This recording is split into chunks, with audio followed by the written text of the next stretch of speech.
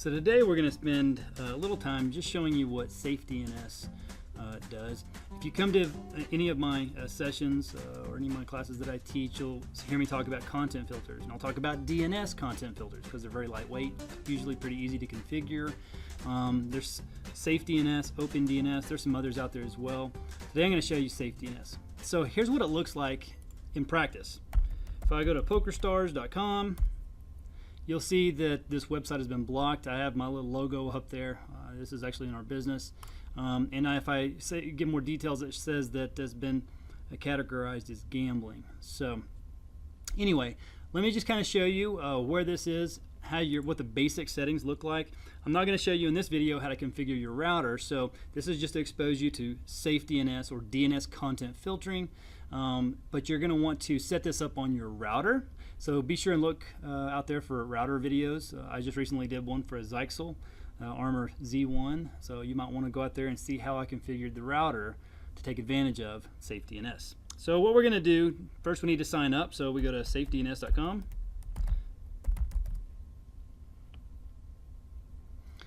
And honestly, as far as tools go online, this is practically free. If you look for the home, the plans and pricing, it's only $20 a year. You can also do it monthly. It's $2 a month. And this will cover your entire home. Also, it says protect up to 3 home networks on a single account. So that means that 3 different IPs. And I'll show you what that looks like. So I currently have 3 plugged in right now, so I won't be able to add any new IPs, but I'll show you how to do it on your side. So I'm going to go ahead and log in here, get into my dashboard. When you first log in, it's just giving you different ways to configure stuff. I highly recommend setting it up, taking your routers and configuring, so that way any device that, whether it be a mobile phone, a computer, a tablet, or any other device that comes into your home, is protected. And you don't have to go to remember to configure and set up each one. So that's why I recommend the router versus the SafeDNS agent. So the first thing you're going to look, there's some IPs over here on the left. This is your IP that you're currently exposing. If you go to, for example, whatismyip.com, you'll see that that has that very same number. So here is my current public IP. Now, with your internet service provider, more than likely you have a dynamic IP, and this is going to change periodically. That's why you kind of need to test your SafeDNS periodically, make sure that things are okay. There's another tool you can use called DynDNS that will help you know when your IP has changed. We're not going to mess with that today, but for now, just want to point out this is your IP, and I'm going to show you where you enter that. A couple other numbers that are here, the SafeDNS name servers. When you configure your router, usually I'll tell you what the IPs are when we're configuring a router, but when we go in and change those DNSs for your local network, this is where I'm getting those numbers. These are the DNS servers, the primary and secondary for SafeDNS. If you're using OpenDNS or another provider, you'll need to use their DNS servers instead of obviously SafeDNS's. Okay, so to get this working on your network, okay, so this is just setting up the SafeDNS portion. Just look at, again, the router videos to see how to set up the routers. We're going to go to Nets. And since I have 3 already in here, it's not letting me add another one, but there'll be an add button. We'll enter this number right here. And we'll put it in, use our default profile. If in any of the old ones, you can actually delete these. I don't know which one of these is actually old at the moment, but you can remove those old ones, and that way it'll free up some of those other connections. Basically, that's it. So that gets you configured. Once you add it in there, you'll make sure you save it.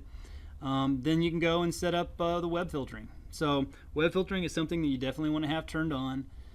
And this is what I have set up at home by default. I have, obviously a lot of the illegal stuff. I don't know why academic fraud, that must be a new one. But anyway, drugs and park domains. Park domains are good to keep off of, mainly because a lot of times you never know what's going to be there. There are usually people that are squatting on those sites hoping to get money from somebody else that really wants it.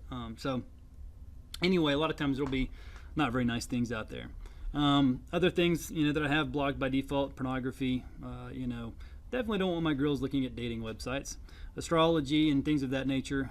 And so if you have some older kids, especially if they're tech savvy, just to kind of point out some of these bandwidth hogs, torrents and point-to-point, basically that is most commonly used for stealing software. So if you're trying to steal a game or download a pirated game or pirated music and things of that nature, that's a lot of times what you'll see going on with torrents. So I usually recommend to turn those off, but my kids are small and at this point it's not that big of a deal. And then again, chats, forums, social networks, there are going to be times where you want to have access to some of these, and you can add whitelists. So we'll say that if you have a situation where it's not letting you in, you can go and add that to a whitelist. And you'll do that by coming over to your domains. And right here you can have a whitelist, and you'll add a host name, whatever you want that to be, and hit add. Blacklists are things you always want to block. So if you have certain sites that you never want to allow access to, then go ahead and you can add those. I'm not going to explain aliases right now. Most of you will never need them. But that's pretty much the Reader's Digest version of getting started on SafeDNS. So with that alone, you should be able to get started.